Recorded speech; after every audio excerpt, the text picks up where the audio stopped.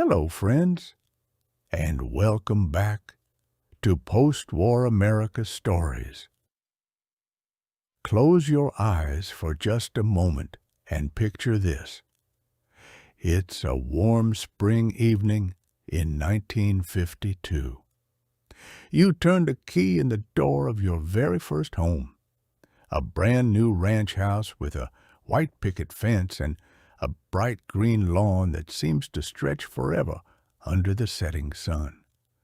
The smell of fresh-cut grass mixes with the faint scent of new paint and a promise of supper on the stove.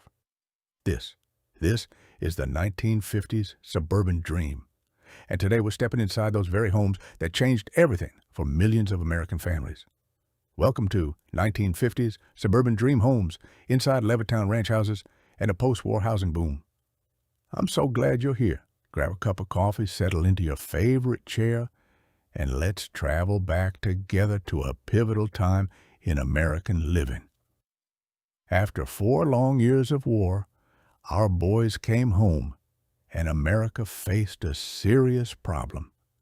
Before we step inside, we have to understand just how desperate things were. In the late 1940s, the housing shortage wasn't just an inconvenience. It was a national crisis. We had heroes who had survived the beaches of Normandy and the islands of the Pacific, coming home to sleep in converted trolley cars, damp basements, or doubled up in cramped apartments with their in-laws. The demand was explosive. The nation didn't just need a few new streets, it needed entirely new cities built from scratch. But then came one of the greatest shifts in American homeownership, the GI Bill. Signed in 1944, this remarkable law promised returning servicemen low-interest home loans with little or no money down. For the first time, an ordinary working man could afford to buy a house. No more renting, no more dreaming. This was real ownership. By the early 1950s, over 2 million veterans had used those GI Bill benefits to buy homes. Home ownership rates jumped from about 44% before the war to nearly 62% by 1960. It was nothing short of a miracle. And right in the middle of all that hope stood a visionary builder named William Levitt. He saw the need, and he decided to do something about it. William Levitt had an idea that seemed almost impossible: build entire communities, thousands of houses, faster and more affordably than anyone had ever done before. Bill Levitt famously said, "We are not builders, we are manufacturers." He broke down the building of a house into 27 distinct steps. It was a reverse assembly line. The product stood still, and the workers moved past it. First came the bulldozers, then the concrete slabs, which ingeniously included copper pipes right in the floor for radiant heating. No basements to dig meant massive time savings. Then came the framing, the roofing, and the painting. Delivery trucks acted like conveyor belts, dropping off the exact number of studs, nails, and shingles needed for each lot. At their peak, a new house was finished every 16 minutes. In 1947, on the old potato fields of Long Island, New York, he started the very first Levittown. By 1951, over 17,000 homes stood where potatoes once grew. Families moved in by the hundreds every week. Later, Levitt took his magic to Pennsylvania and New Jersey, and that's where the beautiful ranch-style homes really took center stage. These Levittowner and rancher models became the face of the suburban boom. The price? Just $7,000 to $9,000. With the GI Bill, many veterans moved in for less than $60 a month, often with nothing down. Can you imagine the excitement of that first mortgage payment? It wasn't just a house. It was the beginning of the American dream for an entire generation. Let's walk up the front path together and open that brand new front door. The first thing you notice is the light. Oh, so much light. Those big picture windows let sunshine pour into every room. No more dark city apartments. The floor plan was open and welcoming. You stepped right from the entry into a bright living room that flowed gently into the dining area and kitchen. No stuffy walls separating everything. Mom could keep an eye on the children while fixing supper, and the whole family felt together even when they were in different parts of the house. 2 cozy bedrooms, 1 bathroom with the latest fixtures, and in many models, a carport right beside the house. Perfect for that shiny new Chevrolet or Ford. The ceilings were high, the walls freshly painted in soft pastels, and every inch felt clean, modern, and full of promise. One of the greatest strokes of genius in the Levittown design was the unfinished attic. The builder knew these young couples were just starting out. They might only have 1 baby now, but the post-war baby boom was in full swing. That steep roofline wasn't just for show. It hid an expansion space. As families grew and finances improved, Dad could head down to the local hardware store, buy some drywall and lumber, and turn that attic into 2 more bedrooms and a second bath. The house was designed to grow right alongside the family.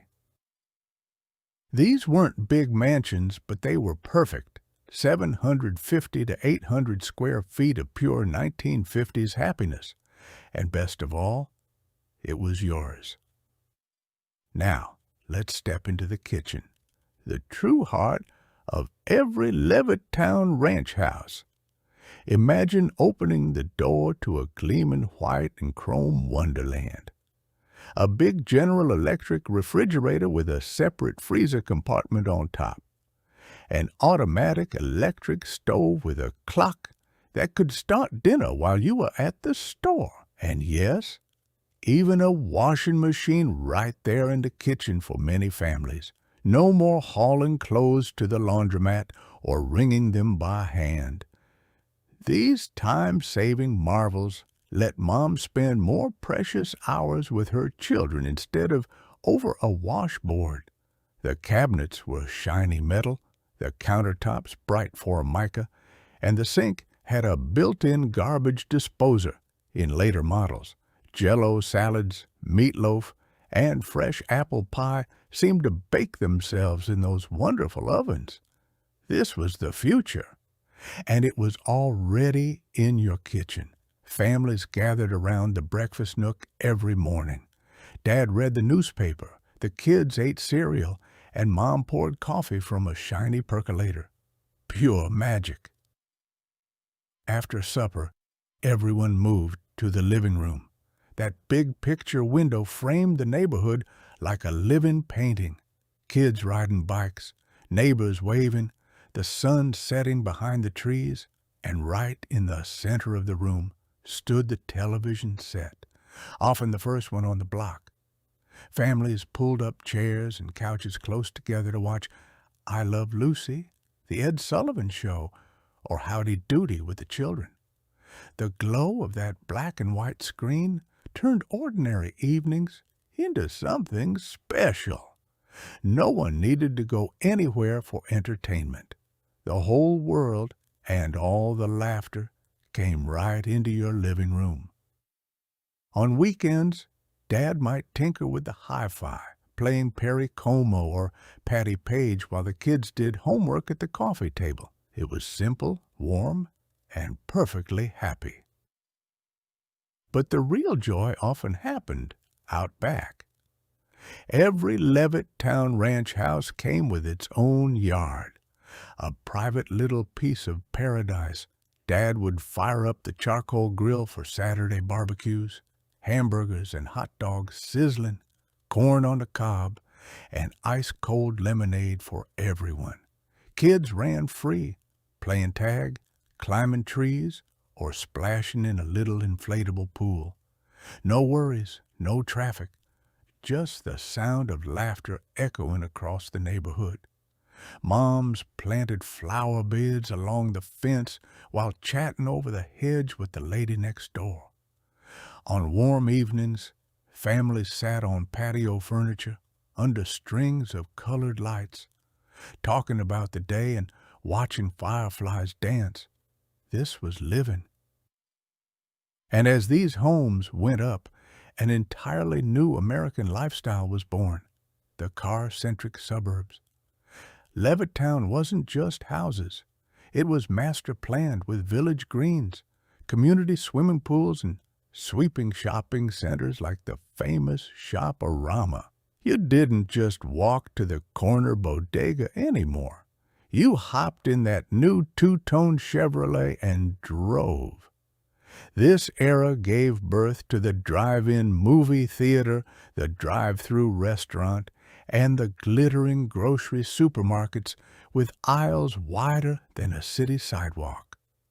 The community swimming pools, the shopping center just a short walk away, the brand-new elementary school. Everything was planned so life felt easy and connected. You knew your mailman by name. You waved to the milkman making his rounds. And on moving day, half the street showed up with casseroles and helping hands. This was more than a subdivision. This was a real neighborhood, the kind that made you proud to say, "I live in Levittown." It is also a profound part of our history to acknowledge that this early suburban dream was not offered to everyone. In its founding years, Levittown had restrictive covenants that prevented black veterans and families of color from purchasing these homes, a stark reality of the housing policies of the time.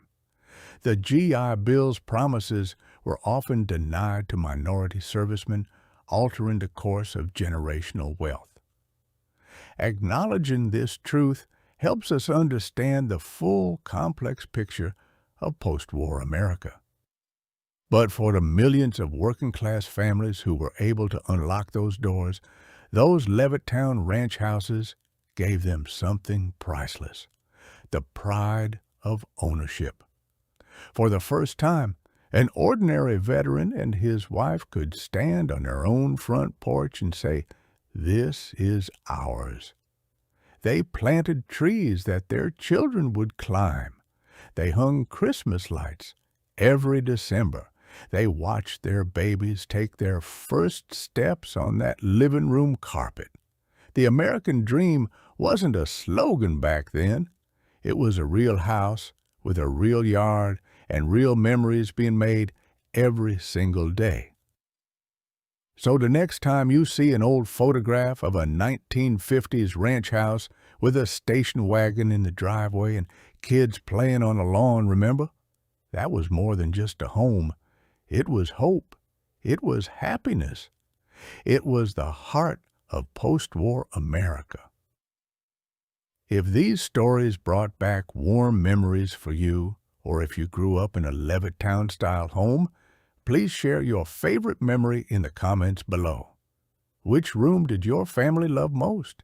Did your dad grill the best burgers on the block? Don't forget to like this video, subscribe to Post-War America Stories, and ring that bell so you never miss a trip back to the golden years. Thank you for spending this time with me. Until next time, keep those memories alive, and God bless the greatest generation and the wonderful homes they built. See you in the next one, friends.